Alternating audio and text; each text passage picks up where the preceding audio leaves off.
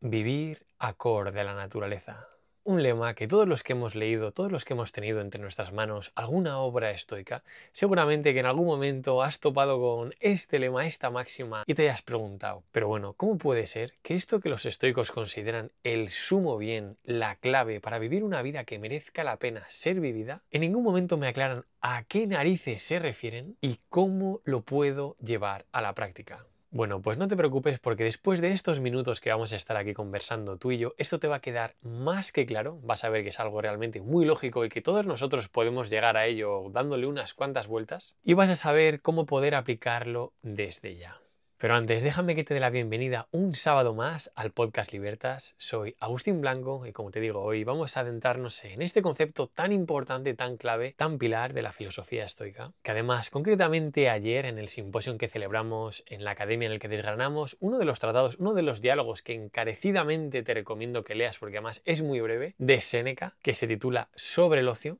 Bueno, pues en este tratado que Séneca escribió alrededor del 62 después de Cristo, cuando le quedaban únicamente 3 años de vida, es decir, cuando estaba en el clímax, en el culmen de su sabiduría, después de haber vivido realmente toda su vida, después incluso de haber estado gobernando Roma al lado del emperador Nerón, en ese tratado especialmente pone un poquito más de énfasis en esto de vivir acorde a la naturaleza, vuelve a repetirlo una vez más, invitándonos, instándonos a que vivamos acorde a ello. Y bueno, ahora sí, comprendamos qué es esto, que para ello necesitamos tener claro 3 conceptos. El primero, ¿a qué se refieren los estoicos cuando hablan de la naturaleza? Bueno, pues para entender esto necesitamos saber que los estoicos, la religión principal de los estoicos, obviamente no para todos, no se puede generalizar, su religión era el panteísmo. Debemos recordar que el estoicismo fue fundado en el 300 a.C.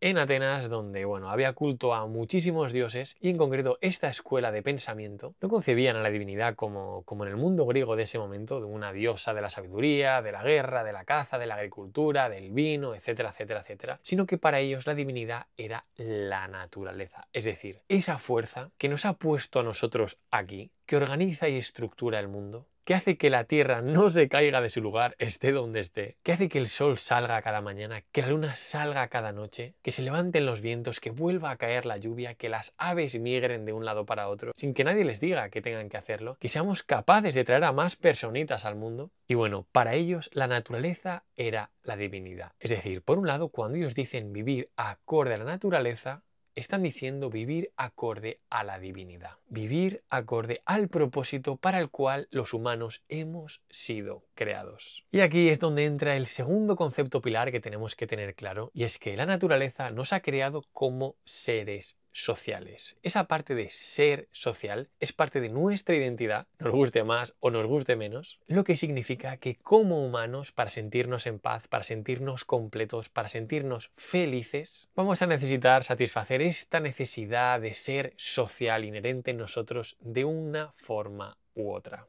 Lo que nos conduce al principal componente, al principal ingrediente de esta ecuación, y digo principal porque obviamente este concepto trae muchas más cosas, muchos más elementos de los que hoy vamos a hablar, elementos que todos ellos los desgranamos y los llevamos a la práctica en la academia y que los iremos viendo por aquí poquito a poco, y hoy nos vamos a centrar en ese ingrediente, en ese componente principal de esta ecuación, que además es el que diferencia a la escuela estoica, a la filosofía estoica, de las otras 3 principales escuelas, tanto de la época helenística como de la época imperial, las escuelas más contemplativas como podían ser la academia, los platónicos y los peripatéticos en el liceo, como de los epicúreos, que sería la escuela más hedonista, más centrada en el placer. Y como te digo, hoy nos vamos a centrar únicamente en ese ingrediente principal que nos lleva al tercero de los 3 pilares que necesitamos tener comprendidos hoy, que estoy seguro que los 2 primeros te han quedado más que claros. Y ese ingrediente principal no es otro que aquel al que Cicerón, que no era estoico pero tenía gran influencia, de Panecio de Rodas, quien fue uno de los escolarcas, de los directores de la escuela estoica, que para él era el pensador, el filósofo que más había desarrollado este tema, pues como su influencia decidió traducir su obra del griego, del koine, al latín, dando lugar a De Officiis, los deberes, como nos ha llegado hoy día al español, en el que principalmente desglosa esta idea de nuestro fin, de nuestra finalidad, de nuestro objetivo último como humanos, que es servir a los demás, ser de utilidad a los demás. que, como decía Séneca, independientemente de que sea a muchos, a pocos, a los seres cercanos o a uno mismo, pero ser de utilidad. Porque cuando no nos sentimos de utilidad, cuando realmente no hacemos ningún tipo de contribución, ni para nosotros mismos, para perfeccionarnos a nosotros mismos un poquito cada día, como para contribuir al bienestar de la comunidad de alguna forma, ya sea a nuestros familiares, a nuestros vecinos, a nuestros compañeros de trabajo, a nuestros clientes,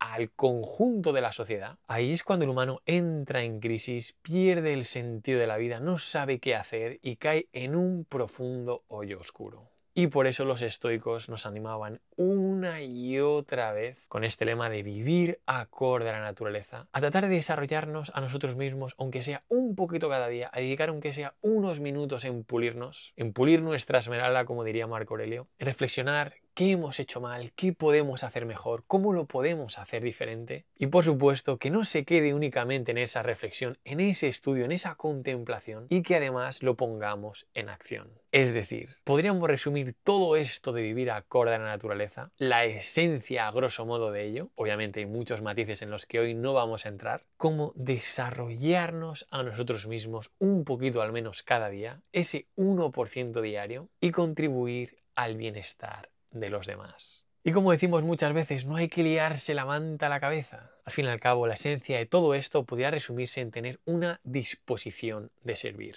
Hagamos lo que hagamos, sea nuestro trabajo, nuestro oficio, el que sea, limpiar, arreglar cosas, construir, servir en un cajero, educar, curar a los demás, da igual, lo que sea, al fin y al cabo estamos siendo de utilidad a los demás, estamos sirviendo a los demás. Algo que nos hará sentir mucho más plenos con nosotros mismos si no únicamente lo hacemos y ya está, porque es nuestro trabajo o porque tenemos que hacerlo, sino y especialmente nuestra disposición interior, nuestro ánimo, como estos maestros nos recuerdan con tanta frecuencia, es la de servir, es la de ser de utilidad. No simplemente hacer las cosas porque sí, sino querer ser de utilidad, querer ayudar al otro. Que sé que me estoy repitiendo mucho, pero es que realmente es tan fácil ir a un establecimiento, ir a un negocio, encontrarnos a alguien por la calle y que estemos haciendo las cosas simplemente porque sí, con mala cara, con mal ánimo, con lo fácil y enriquecedor y beneficioso que sería para todos nosotros. Que cada uno de todos nosotros, valga la redundancia, desempeñáramos nuestra labor con una sonrisa, afectuosos, cercanos, como nos recuerdan también estos maestros, a pesar de que se les tilde de fríos, y con esa disposición de ayudar. Como te digo, sea cual sea tu labor, hagas lo que hagas, sea cual sea el resultado, guste más, guste menos, la opinión o el feedback de los demás sea mejor o peor, eso no depende de nosotros, pero que nuestra disposición, que nuestro ánimo, que nuestra intención sea la de servir, la de ayudar de la mejor forma posible, eso nadie nos lo puede impedir.